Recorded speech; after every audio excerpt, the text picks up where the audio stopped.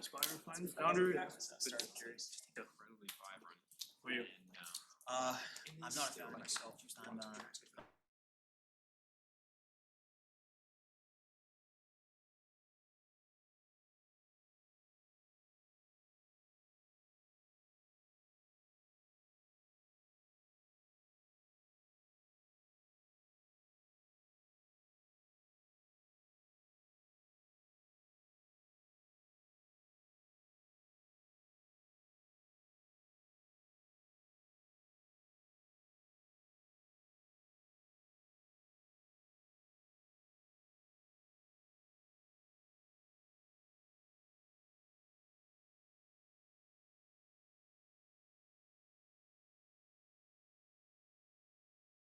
data analytics for healthcare, for instance. Yeah.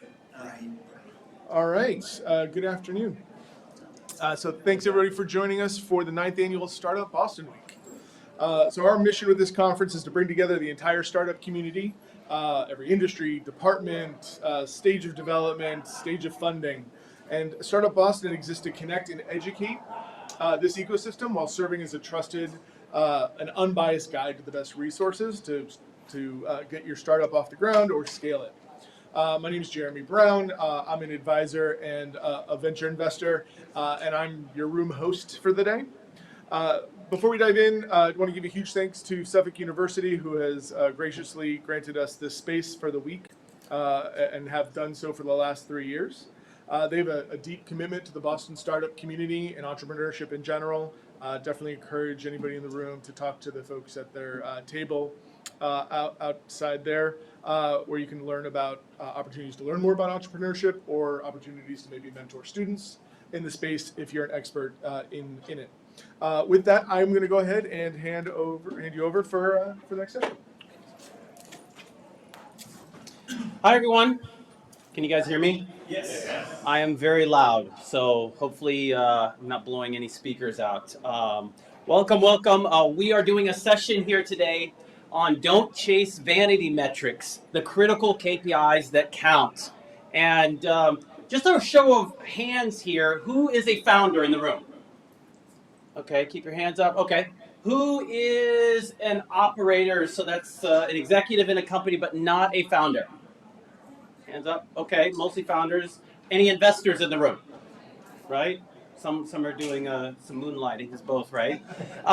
Yeah. So I'm really excited about this session. You know, one of the things I did when I talked to the Startup Boston folks is I wanted to do a session on vanity metrics. Right? I don't know if you guys have ever been on LinkedIn, but you see a lot of metrics thrown out there, and you see these metrics that have very little to do with product success, right? But people are kind of bragging. And one of the things that's kind of crazy is it's a lot like a sports car, right? A sports car can look great, but it's got to have the actual engine and mechanics to make the car go. And so today we're going to be talking a little bit about how to choose great KPIs for your business. So if you don't know who I am, my name's Anthony Franklin. I am the managing principal for Spearhead Capital Partners.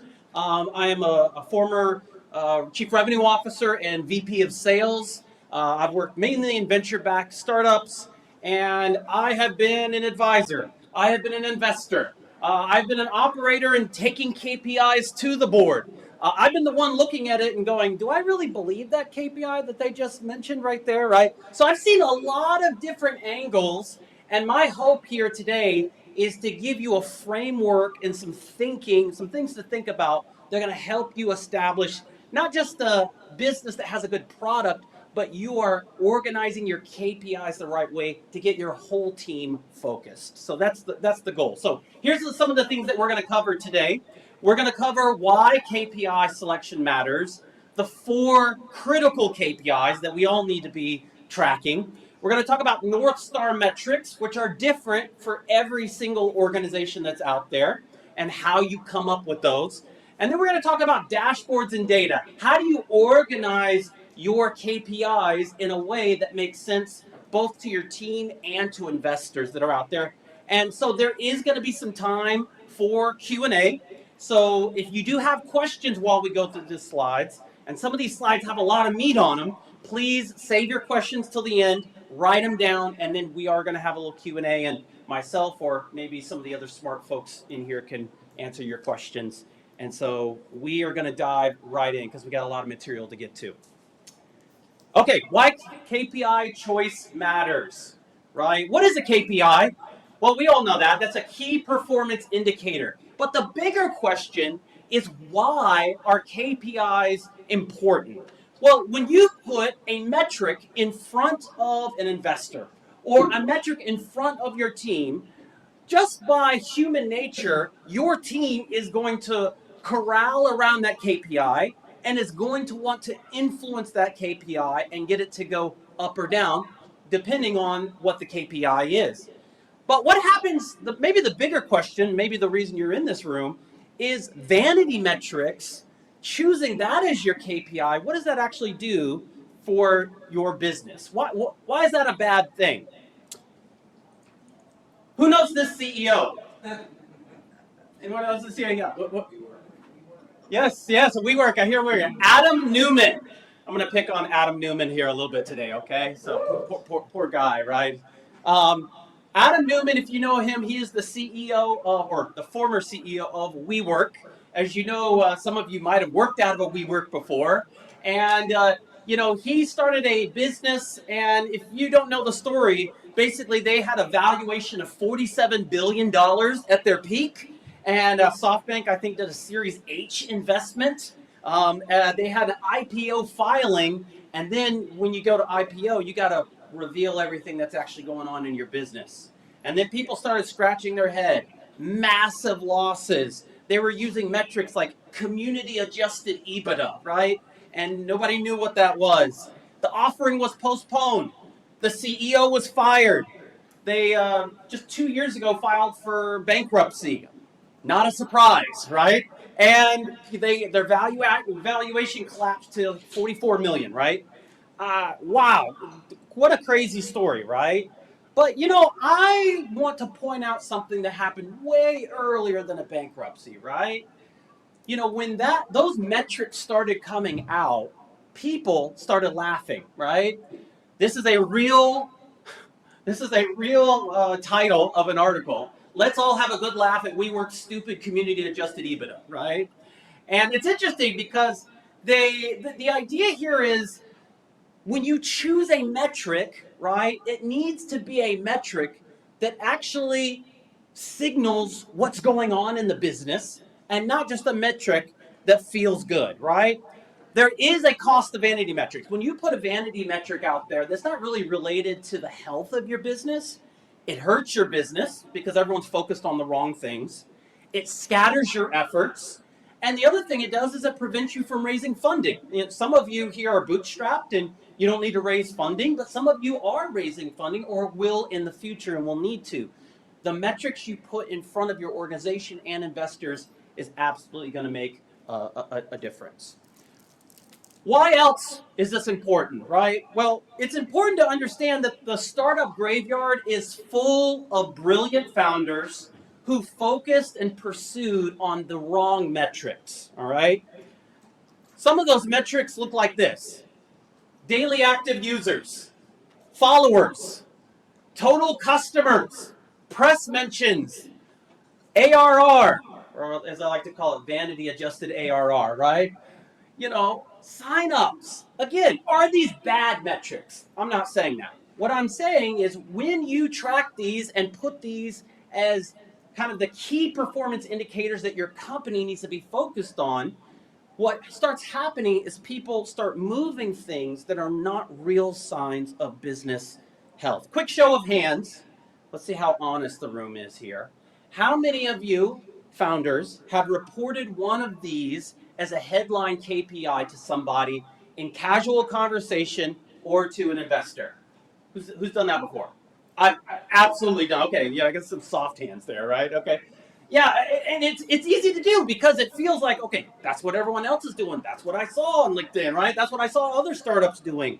But you have to be able to tie your metrics to revenue and retention, right? And some companies, again, they raised millions of dollars on these numbers, but now they're here. right? They were not focused on the right performance indicators, right? So you might be asking yourself, what is a vanity metric? Let's talk about that a little bit. So a vanity metric is a metric that gives you a false sense of victory, right? So daily active users, let's talk about that a little bit, right? The number of users that are using your product on a daily basis. Now, is that a good thing? Yes. Absolutely, right? But if folks use your product every day, is that always going to be tied to more revenue? In fact, I would put before you that a good freemium product just means they're going to use it a lot and they're never going to pay you, right? And so, again, you want to choose metrics that are going to be indicative of the health of your business, right? Another aspect, there's no insight into genuine user engagement, conversions, or profitability, right? The idea here is that you want to highlight one of these three things in your choosing of your metrics. Otherwise, it's just a vanity metric. When you choose a vanity metric, it's not actionable either, right? In many cases, is press mentions a actionable metric, right? Some of these things you can't do anything with them, and they're quite passive, right? And the other thing it does is it erodes investor trust, and we saw that in the case of WeWork, right? One of the things that we need to understand though is what are we actually talking about? What we need to be doing here? You want to be using signal metrics, right? Signal metrics are going to give deep insight into what's actually happening with your users, your customers, or the profitability of your business, which is so important these days. It's a lot more difficult to fake a signal metric, right? So you can fake other things, like even ARR can be a misleading metric, because the idea is you might have actually had a very good, a big sale that you just landed, right? But that's not indicative of, people using the product more and getting more value from the product. They're actionable. They build external trust. People start to trust you more as you have every board meeting.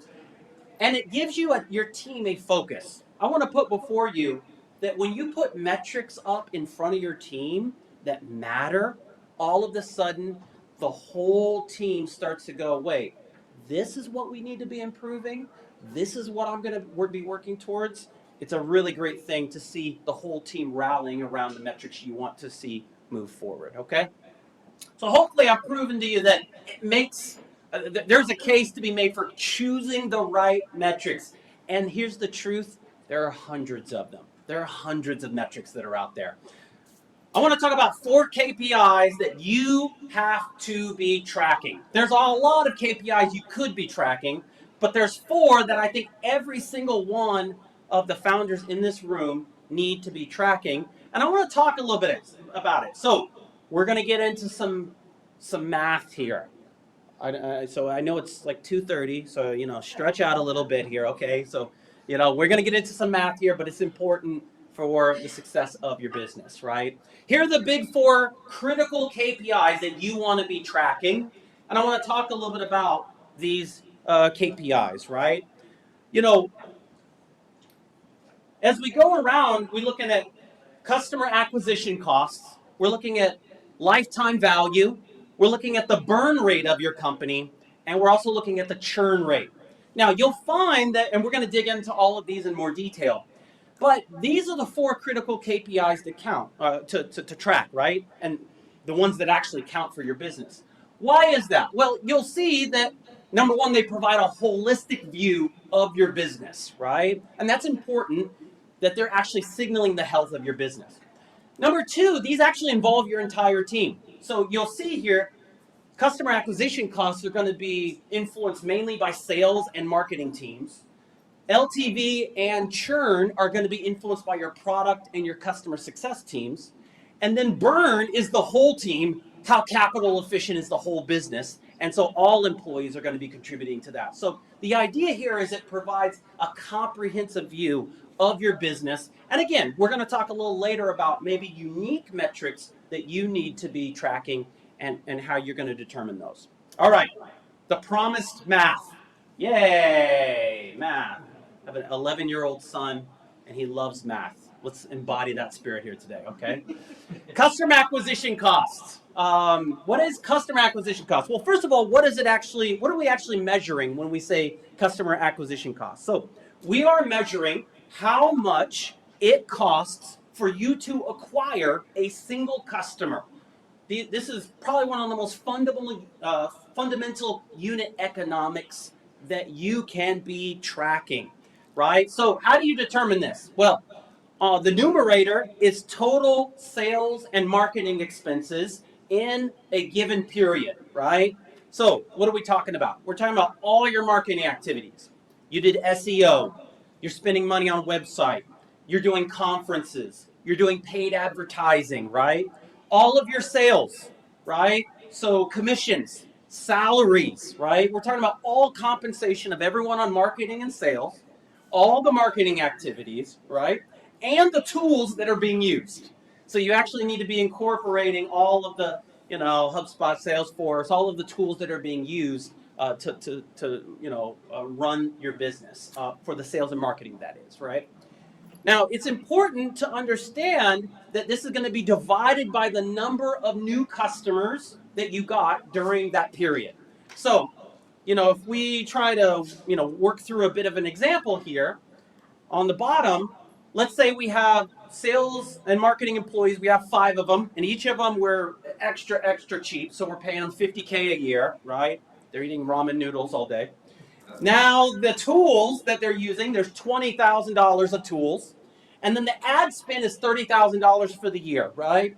So that first year, you had $300K in total marketing and sales spending. And then you're dividing that by the number of new customers you got that year. So again, this is all during a period of time. So maybe the last 6 months, maybe the last year, whatever you're calculating it for. And it tells me how much each customer costs. And in this example, it's $3,000. Now the question here is that good, right? Well, it depends on your business.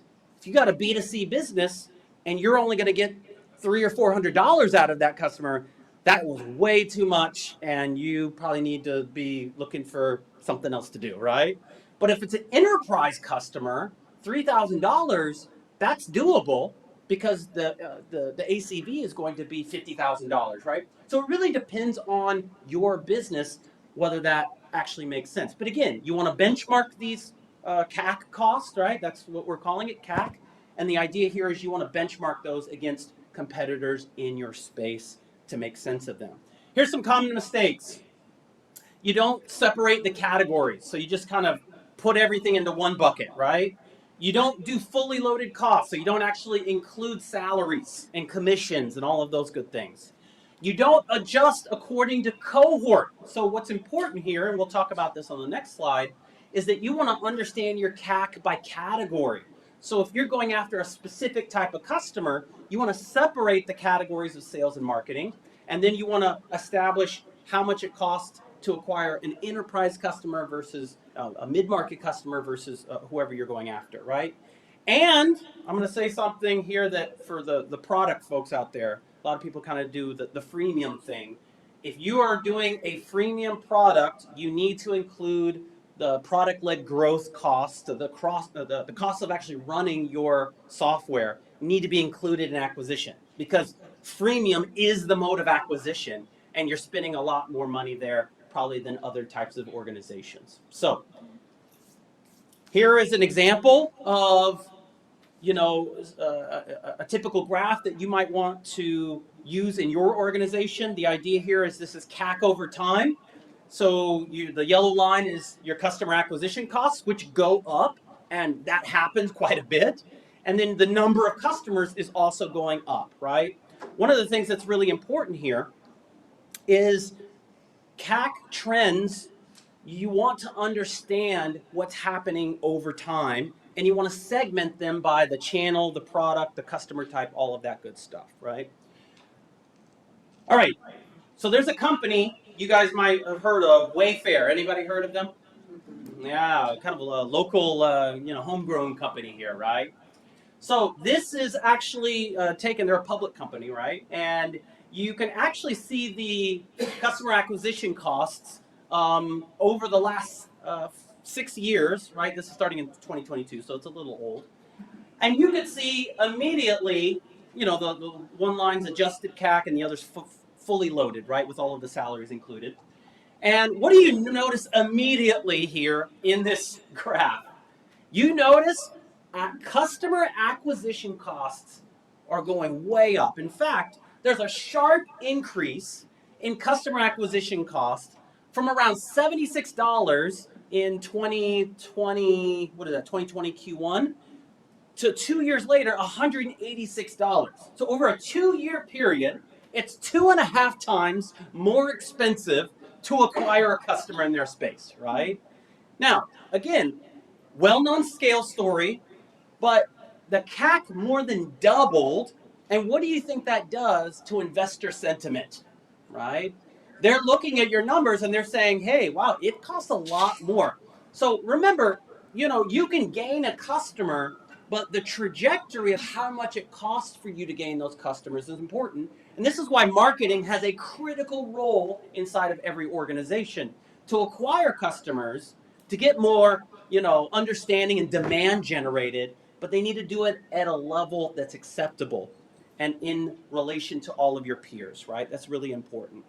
I do want to say one last thing here. CAC will go up over time. Founders often misunderstand this, right? The easiest customers you ever found were the ones you found the first day you did advertising, okay? Because they responded immediately to your advertising, right? Or to your marketing activities. Every time you go back to that well, it's going to cost just a little bit more to actually find them. And so you want to be really thoughtful about keeping these costs down and finding new channels so it offsets the increase in CAC. All right, let's go to the next one. Churn rate. Churn rate. What is churn? Churn measures the rate at which you lose customers over a period of time. Now, why would that be important? Duh, Anthony. I don't want to lose my customers, right? But what's important is every business loses customers, right? I don't know any business that has lost 0 customers. You may have said that your first year, but that you will not be able to use that pitch for long, so use a different pitch, right? You will lose customers. Something's going to happen. The question here is how many customers and how fast do you lose those customers? That's really important, especially early stage startups.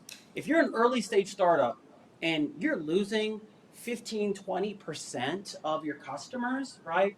It's okay to slow down and say, what are we doing? Are we providing the value that we promised them when they came in, right? We need to be thinking about that. The equation here, customers lost in a given period over total customers at the start of that period.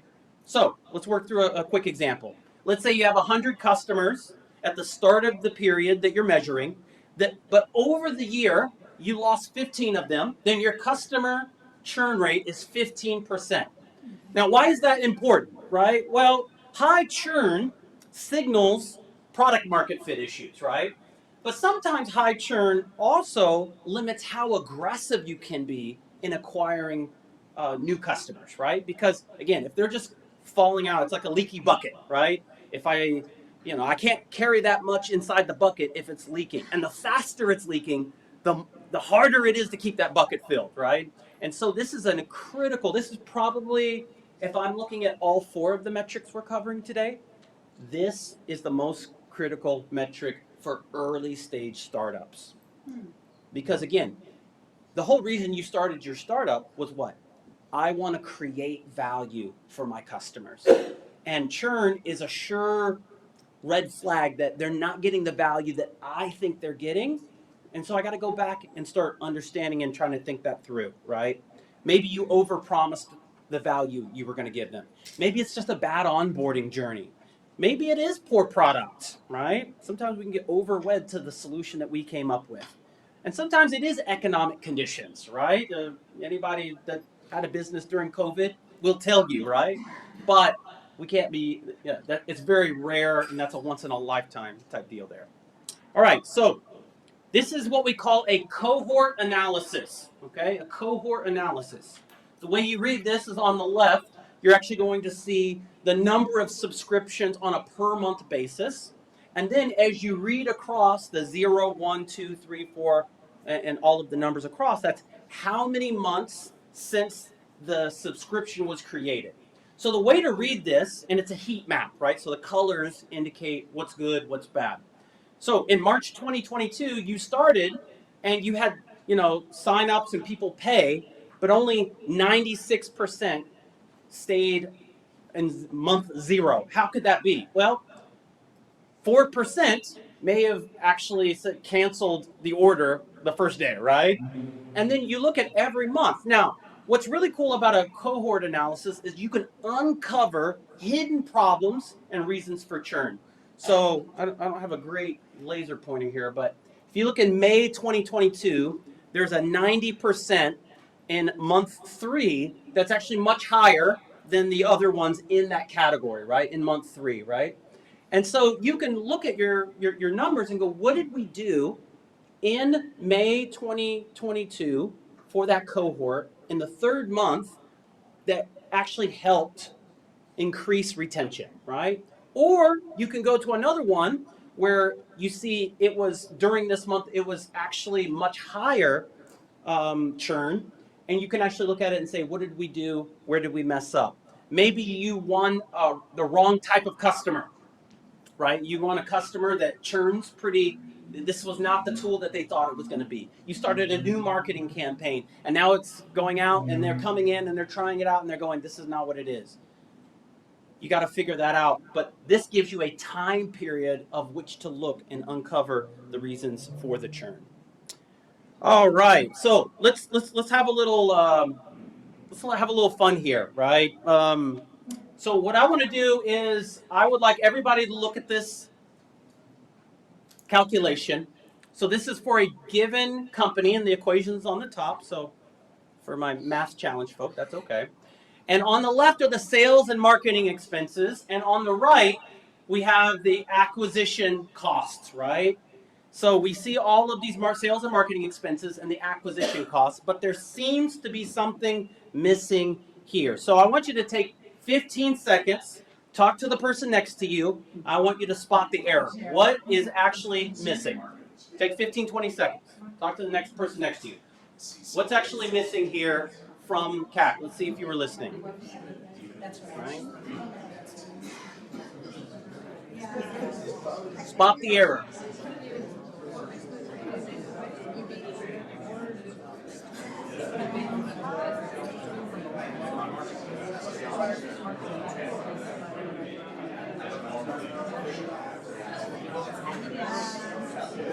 All right. So let's have a few raised hands. What do you notice here? What do you notice over here?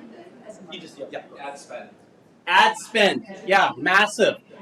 Who got 185 customers with no ad spend? Right. That's probably ridiculous. Anyone else? That could be left. Yep.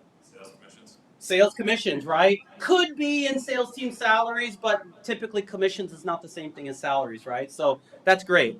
Great job, everyone. Absolutely. Paid advertising is probably the one, although there's other categories, paid advertising is the one that's probably missing from this. So got smart people in the room. Okay, let's keep going here, guys. All right, the third critical KPI is customer lifetime value, otherwise known as LTV or CLTV. I don't know why we have so many acronyms in business. So it's important to understand that this is lifetime value. So first of all, what is lifetime value? It's basically measuring the total amount of profit or revenue that a company can expect in the total lifetime or of the relationship with the customer. Very fancy way of saying, for as long as a customer is with us, how much money are they going to spend with us? How much profit are they going to provide to our company? Now, when you are and you can see this on the right, when you're a mature, data-backed business, you actually can calculate this because you have churn rates for long periods of time, right? So you can actually, calculate this pretty easy. I would say Series B plus-ish, you should be able to calculate this a lot more precisely.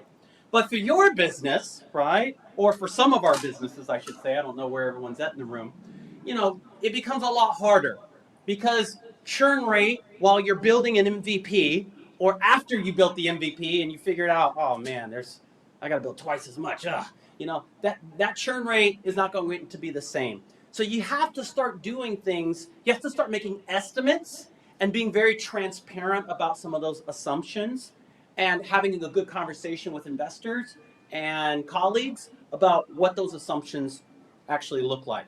Customer lifetime value is incredibly important. Let's define some of these terms here that we haven't defined yet.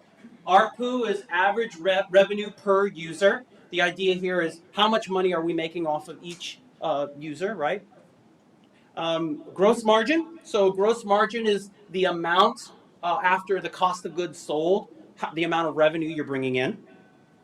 We're looking at the expected months retained. So you actually have to think through, instead of historical indicators, you actually have to think of the month 1 to month 3 retention curve, and you have to go, what's the estimate going to be? And it's an estimate. So you see up here, early stage directional LTV. Don't get married to this LTV, right? Because the truth is it's going to change a lot over the next few years. But you do want to be tracking it, because if people, again, what's important here is, as you can see, for a mature company, they're going to have a churn rate, right? And that's part of the equation. So some of these equations are very related, right? So I want to talk a little bit about how these are related, right? Let's wait for questions at the end, right? So if I have a product, and again, a great product, the product roadmap should move LTV, right? Like they are actually purchasing more products from us and they're staying with us longer, reducing churn and expanding revenue. That's going to produce a higher LTV. Low LTV actually means customers aren't spending enough time in the product and they're not seeing enough value. That produces a good payback period. So remember, we are spending ahead of time in customer acquisition costs because we want to be paid back inside of the organization. So we're spending first, and then we want to be paid back through the revenues for the customer. So we want to be able to recover that quickly, and so that influences it, product and LTV.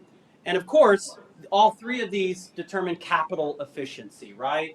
And so it's important that you understand product decisions. They don't just shape customer experiences, they're actually setting the financial physics of the business. And so it's important, all of the CTOs and product managers are out there and founders that get themselves involved in product. You need to be really thoughtful about what product features are actually going to lower churn and increase LTV, and you need to be thinking about that. All right, let's keep going here. Burn rate. Now this is the one that I debated whether I wanted to put in and whether it was the fourth critical KPI. Why is that? Well, you can see the equation. Total expenses over a period, over the number of months in that period, right? So, and easy to understand. This is easy to understand because, the idea here is how much money am I burning on a monthly basis? And then the monthly burn rate and how much money you got in the bank tells you how much runway you have, right? Now, why did I debate putting this in? Well, this is a critical measure for venture-backed businesses. If you want to stay in operation, that is, right? But it's less important for profitable businesses, right? Because they're already in the green, so they don't really need it to continue operating, right? And so it's important to have that cash runway. So we're talking about a metric that's really for venture-backed businesses. If you're a bootstrap business, you may want to use a different metric, and there's other suggestions I have for that one, but that's in another presentation, right? So you guys have heard of the J-curve, right? So it's important to understand that by nature, businesses burn cash, and venture-backed businesses burn even more cash. That's why you're relying on some of their funding. But the idea here is you're going to go into that J-curve. You're going to go into that deficit, and you're going to be spending a ton of money, and that's okay if you're a venture-backed business, because the idea here is you're looking to hit certain milestones so that you're eventually going to come out of it, right? And so a successful SaaS business, or any business for that matter, is going to go into a deficit, but then they're going to come out of it. And the idea here is burn rate is important because it helps you understand how big that deficit is and how much capital your business requires. Cash, now remember, in this equation, cash balance is important because that's not just the money you have in your bank account from what you invested in the business or what investors invested, but also revenues from customers, right? And so this number, this numerator changes quite frequently, and it's related to churn as well, because if somebody is churning, that cash balance is absolutely going to be a lot lower going forward. So, okay. North Star metrics. So let's get to a topic that I really love, right? So we talked about 4 critical KPIs. I hope they made a lot of sense to you.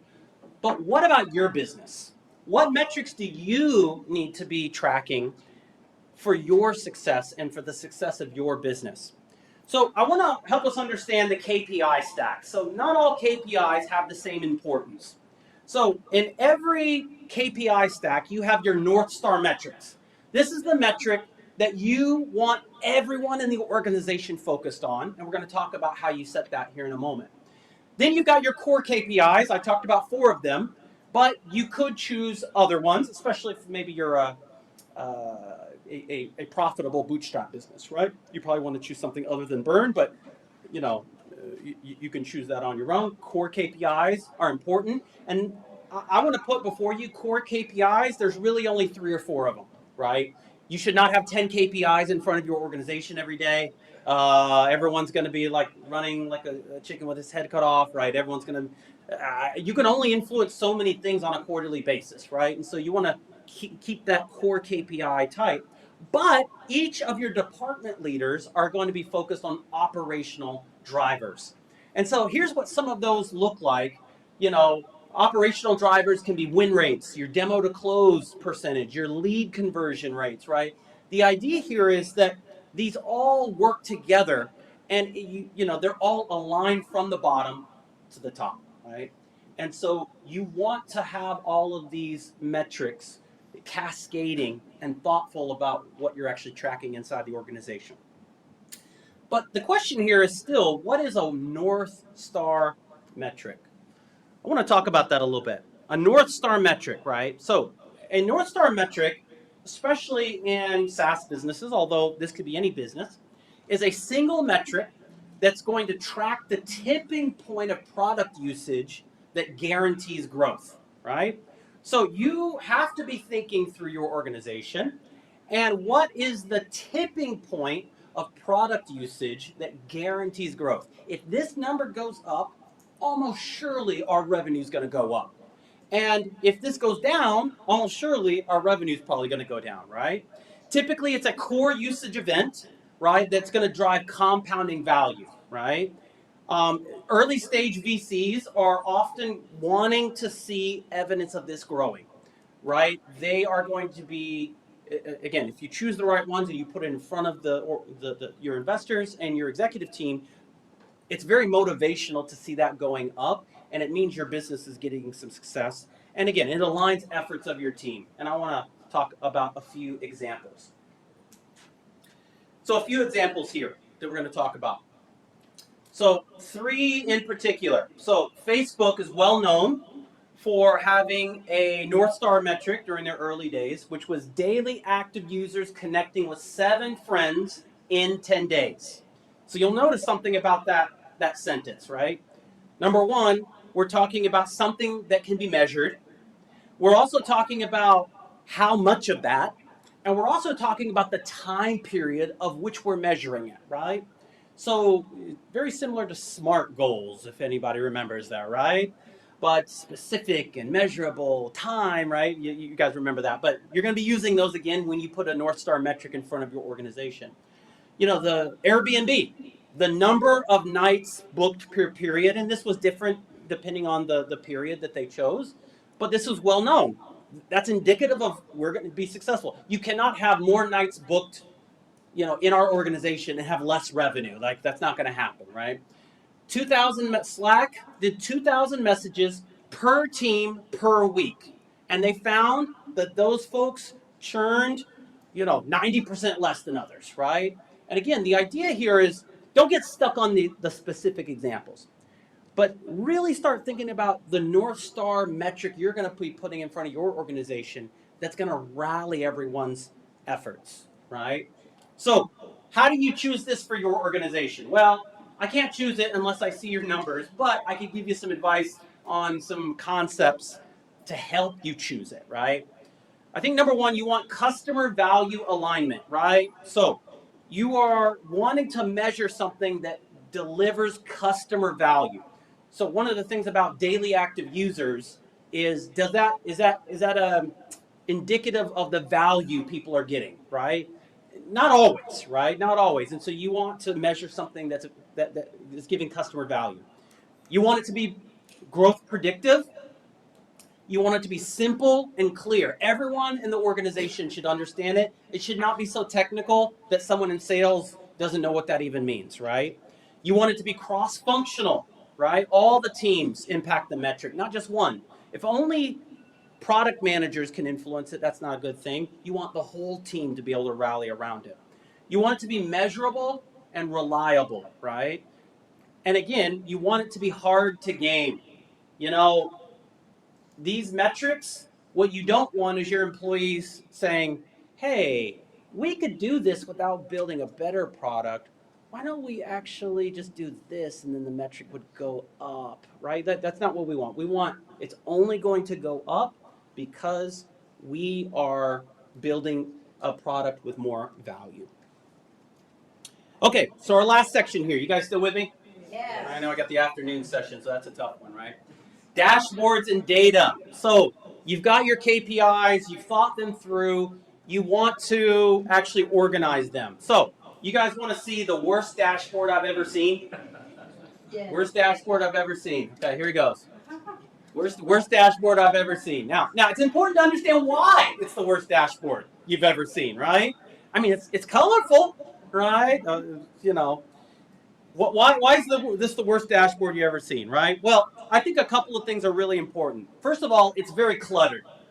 There's a lot going on here, right?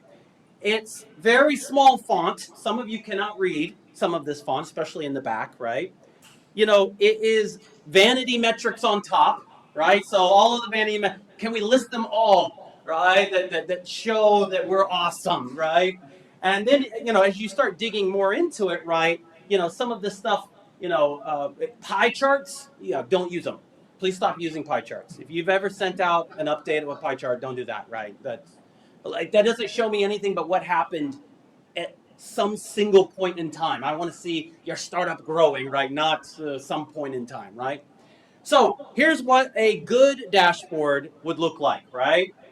Why is it a good dashboard, though? That's important, right? Well, first of all, it tracks with the eyes. You can see from left to right, right? And again, these may not be the metrics you guys are actually tracking, but it tracks from left to right, so you're going to be following it, and it makes sense. You see trend lines, so you actually see this one is up 25%, right? You want to see the trends. And then you also, want to understand large fonts so people can understand and see it. And then those trend arrows, I think that's important. So 5 rules of dashboards. I know I'm giving a lot of bullet points. I'm trying to make it pretty though, guys, I promise, right? 5 rules of dashboards here, okay. So number 1, you want a clear North Star. So whatever that North Star is, you want that to be front and center when you're presenting to your board or even to employees. Number 2, you want no headline vanity.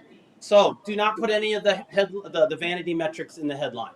Those are not indicative of success, right? You want to be tracking things that are meaningful, not just feel-good numbers. Number 3, you want trends, not snapshots. I already said my spiel about pie charts.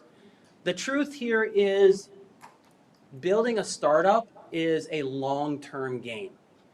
And if you are going to rally the troops, if you are going to have your team working in the same direction, you want them seeing the trends of your organization, not just one point in time.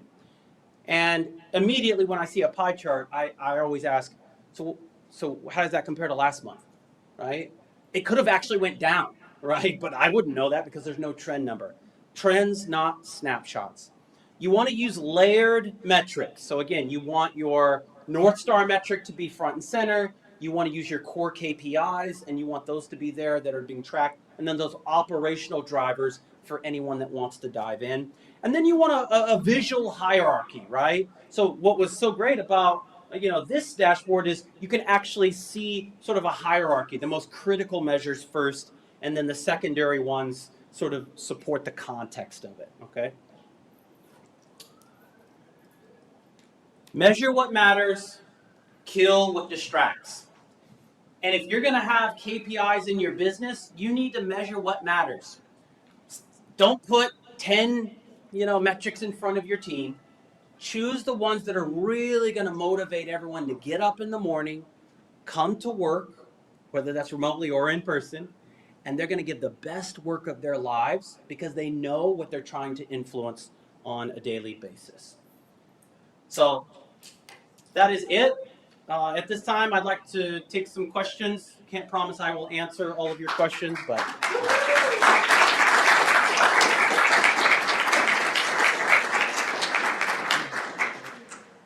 Hi. Hi.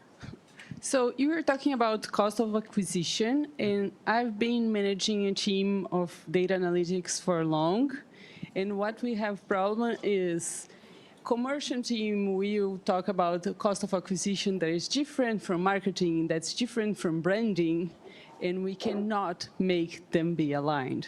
What would you do? What, can you comment? Can you keep it? Sorry. One question that'll help me give an answer. When you say help them be aligned, what do you mean by be aligned? What is that? When you say I have to have just one North Star metric, or I have to have like core metrics that everybody's chasing it. Sure. So they are not they are still chasing the same metric, but when they evaluate their own team, it's based on their segment. Yeah. Okay. Got it. Yeah. Yeah. I think the answer to this question is with North Star metrics. It's important to understand that North Star metrics, like when you looked at a number of nights booked for Airbnb, right? That is not something that every team will be able to influence as much, but it's very motivational for your team to actually say, what am I doing in my corner of the world? And is that going to help that North Star metric move up? So depending on what department you're a part of, it actually doesn't matter as much that you are, you have different priorities. Again, you might be focused on the operation in a department level. You want to be focused on the operational drivers that are going to lead up to that.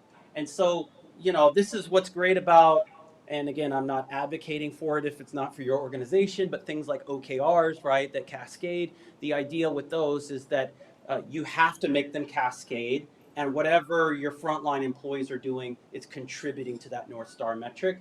So, some folks are not going to have as much influence on the North Star metric as others, but again, you want most of the company to be able to track their efforts and align it with the North Star metric. So hopefully that's helpful.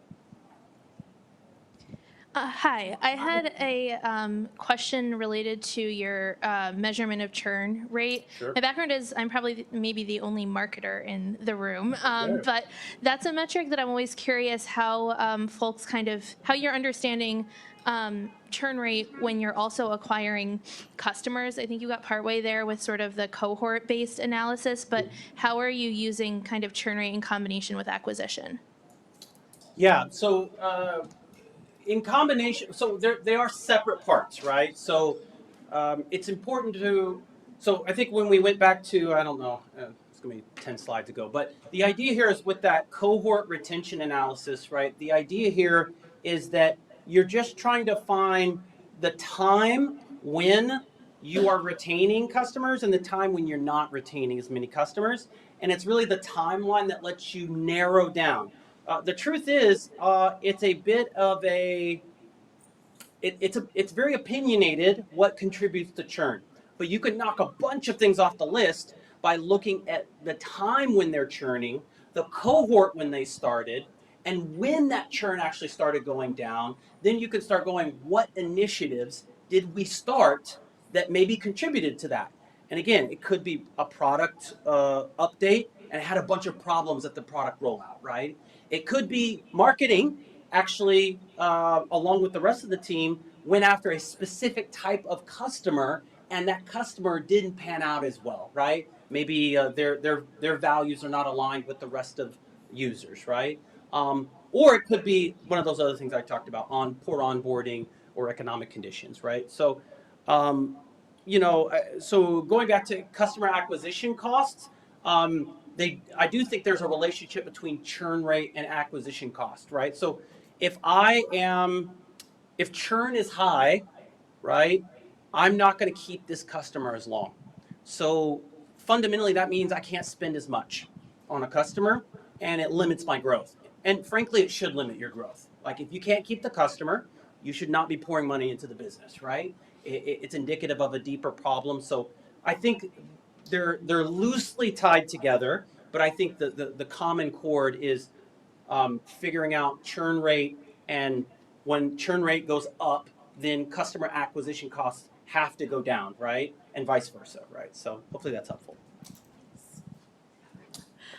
Hey, I was wondering if there were some tells that you could figure out whether a KPI, or particularly an operational driver, can be gamed. For example, when it comes to service, a lot of something that, like a major operational driver is turnaround time. Mm-hmm. And so that means like the speed that you close tickets. But, if you're trying to close tickets as quickly as possible, that means that you might be seriously making customers furious because you're not solving their problems. And I have great experience with this coming from Salesforce disaster response, so I'm very used to customer fury. But I was wondering if you had some good tells for how to figure out what's the BS and what's not.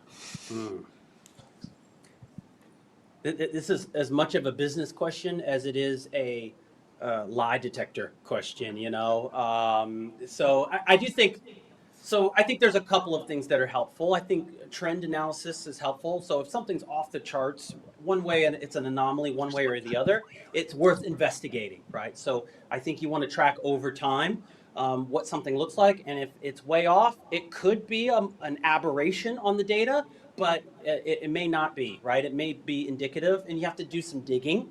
I think another sort of clue is usually it's not, so the specific example you gave of tickets being resolved too quickly, that's actually, how should I say this? The problem with that is more of what were actually rules established for what should be gone through before a ticket can be processed, right? What are some of the guidelines for that? And so I do think you're going to see gaming whenever there's no operational cadence for the business. So there's not any rules in place. So for like sales, I'll give you a good example.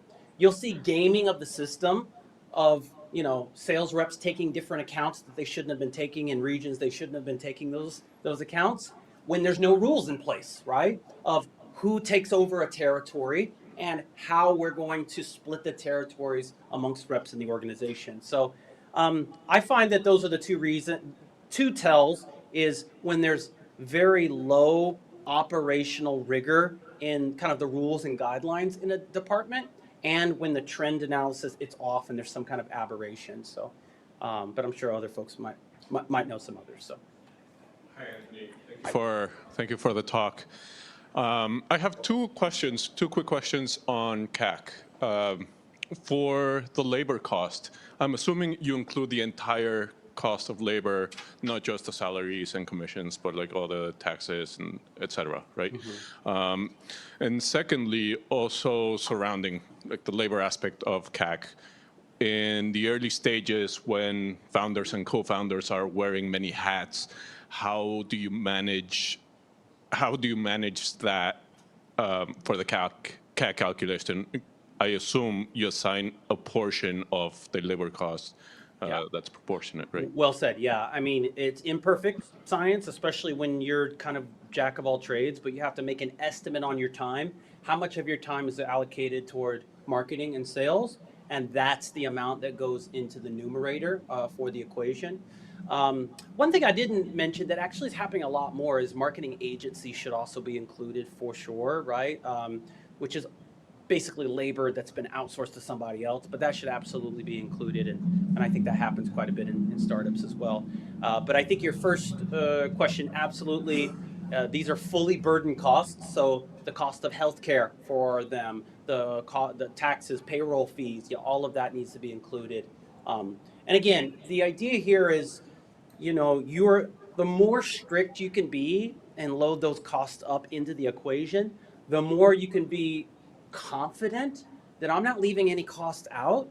And so this number is the real cost of acquiring a customer, right? And again, it gets more accurate as time goes on.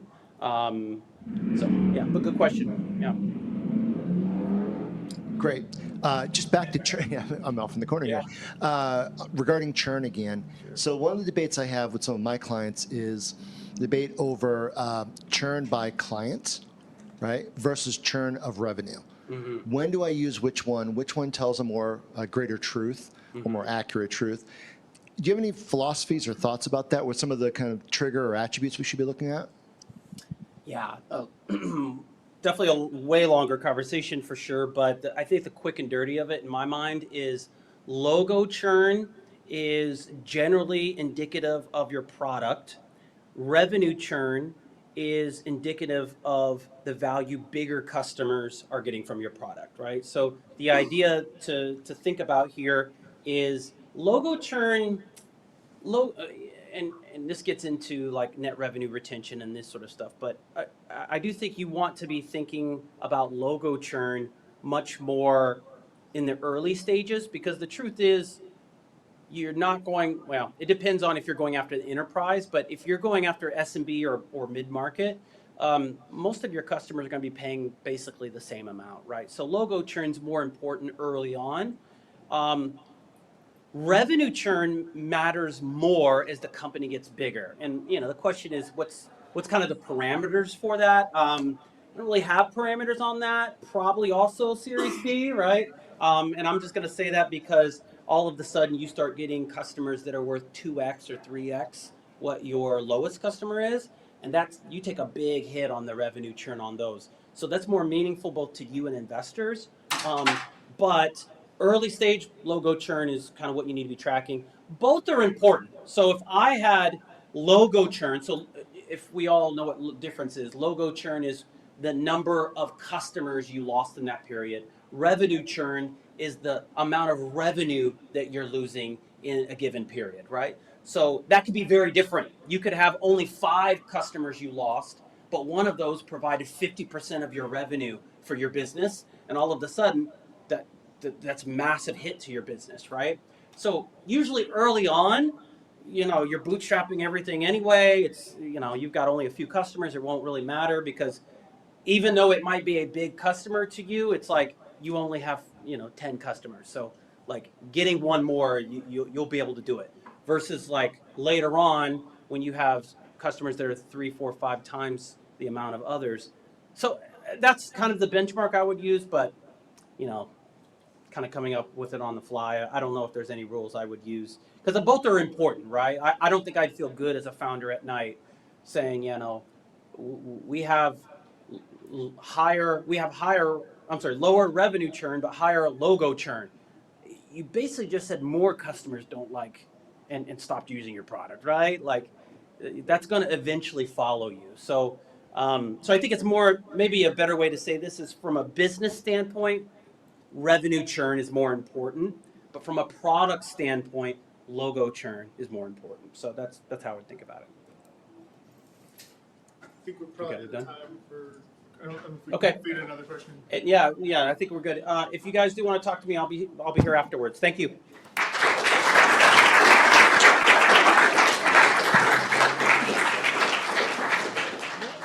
Thank you, Anthony. And I have to say, as an investor, I had a bit of a visceral reaction to the ARR being on the Vanity, but I actually agree with it. Anyway, for those that are, we still have another session coming up next. It'll be cold calling and cold email in 2026, which will be in this room. You can check the sketch for the rest.